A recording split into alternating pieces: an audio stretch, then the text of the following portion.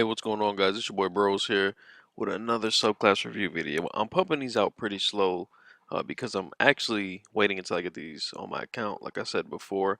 So there's probably reviews of these already out, but that's not going to stop me from putting a video out for every subclass because somebody asked me to do this, or a few people asked me to do this, and of course my channel is mostly PvP related, so you get more of a PvP opinion on these subclasses. But anyway, jumping right into how to get the subclass.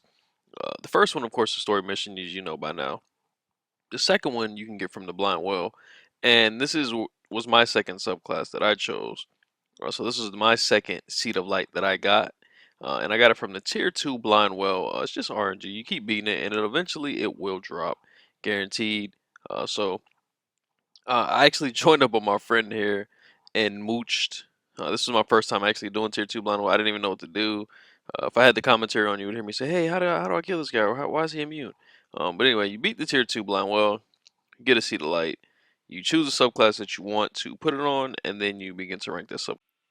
So the first thing that I want to get into in this video is the PvE section.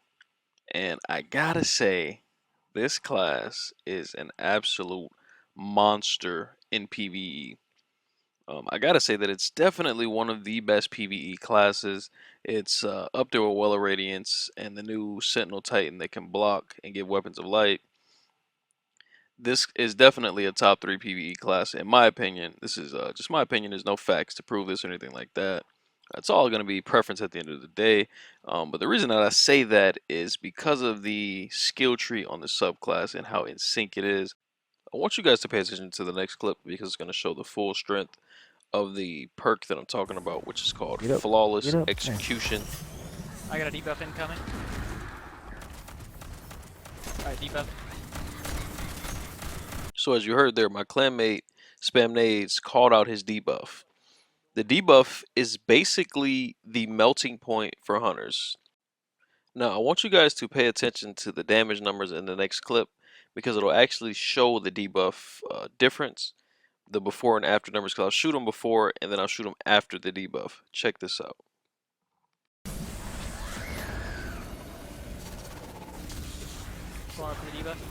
There's an add on us somewhere. That debuff is insane, bro. I think it does more than melting point, 64. man. Doors, everyone, get ready. So as you guys can see, if you pay attention to the damage numbers, it went from 91,000 a sleeper headshot to 139,000 a sleeper headshot, which is an insane increase in damage. And the thing that is insane also about this subclass is the fact that you can get this debuff anytime you want, because all you have to do is crouch and get a precision kill, while with melting point there's an actual cooldown on the melee. So this is the first time I've ever beat this encounter, and mind you, my entire team was basically under light level, and it made it a lot harder. Without this debuff being so consistent and being so available, we probably would not have beat her if we just had a melting point. But with the debuff, you can basically trigger it non-stop. So he would get a headshot while crouching, go up and debuff, get another headshot, go back and debuff, and I mean, it was just an insane amount of damage going into her because of this debuff. Now, another benefit of this perk is once you get the headshot while crouching, you go invisible, meaning you can't be seen, you can get revives, you can run up to the boss without being hit and get the melee off whenever you're ready to. You can wait, and it is just absolutely in sync. The way that it all works together, it's plays so nicely in PvE. So now I want to talk about the smoke, or the melee ability in PvE, and it's basically the smoke from D1. If you guys played D1, you know the toxin smoke that damages you while you're actually in the smoke. Oh, and here we have a guy teabagging me. It would not be a bros video unless I was getting teabagged. But back to the smoke. It is very good. It reminds me of the D1 smoke. Like I say, it disorients you, it does damage while you're in it, it slows your movement, it does all these things. And also in PvE, if you hit enemies with it, oh, by the way, he had to get outgunned for teabagging me. And this guy just got montaged just on accident. But as I was saying, when you hit an enemy with the smoke in PvE, they basically stop moving, they stop shooting you, they cover their eyes, and you can escape or you can kill them. It is an extremely strong ability in PvE and PvP. Definitely one of the strong points of this subclass, and something that you would definitely want to take advantage of if you decide to run this. As you can see here on weekend, I probably should have lost this gunfight, and I probably would have been dead if I didn't have a smoke to zone him off and disorient him. Another thing is that you can do wombo combos. You can throw a smoke and throw a grenade into the smoke.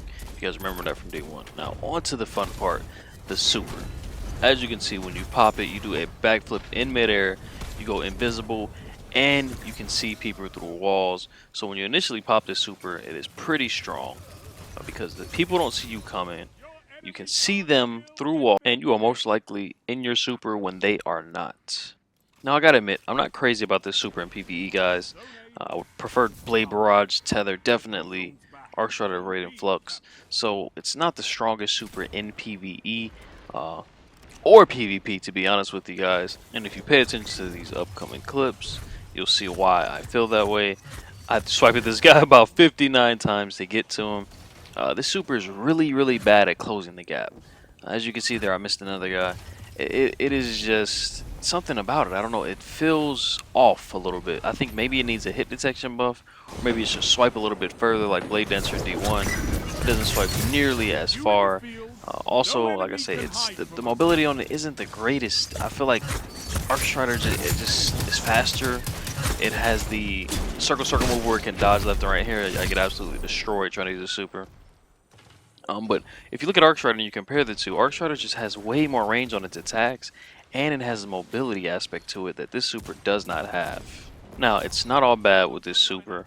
I did have some very cool moments and memorable plays, like those in air coming up. I saw a guy charging the sleeper shot, so I popped my super to do a backflip over the sleeper bullet and ended up killing him and his teammate, which to me felt pretty amazing, and I probably couldn't have done that on any other subclass.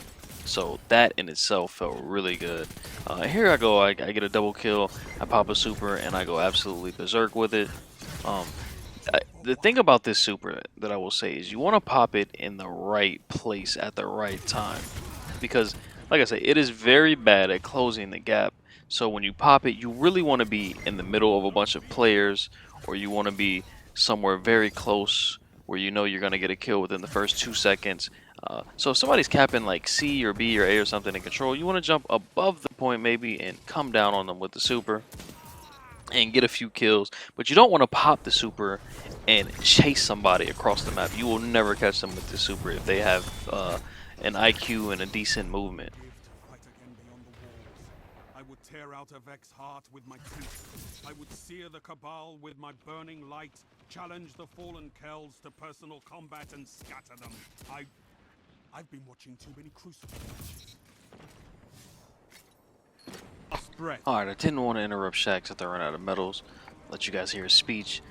Now we're going to move on from the super to the neutral game, which is the flawless execution. That's basically the entire neutral game, which is where you have to be crouched when you get a precision kill to proc. You see me here, I crouch, get a headshot, I can see them through the walls. Everyone is outlined in red. And it's the reason that I didn't die there. I saw him jumping up, I knew exactly where he was going to be, where he was going, so I could pre-aim and outplay the guy. This perk is really strong, guys.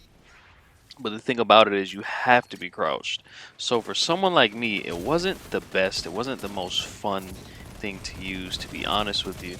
I don't really like having to crouch to get kills. Here I do it again. Now, I have seen footage of people using slug shotguns. That's just something that I'm not comfortable using. Something that I probably will never want to use, honestly. I should never say never. I'll give them a try with the subclass eventually.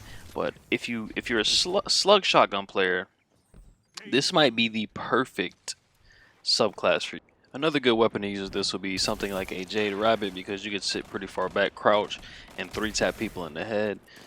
Get the invis and then be able to wall hack everyone around the map and just pick your shots with the Jade Rabbit. So you can play fast with a slug shotty, or slow with a scout rifle, something like that.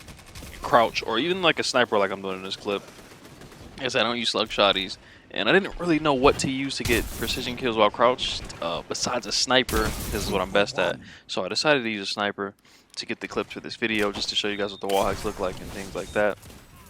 But overall, man, the subclass is extremely good for PvE. The super is average at PvE, and PvP, the neutral game, is extremely strong if you're willing to be a crouch player. And overall, the class in both PvE and PvP is fun. I think in PvP it could use a little buff to the super, mainly because of how easy it is to evade if it doesn't get popped right on top of you.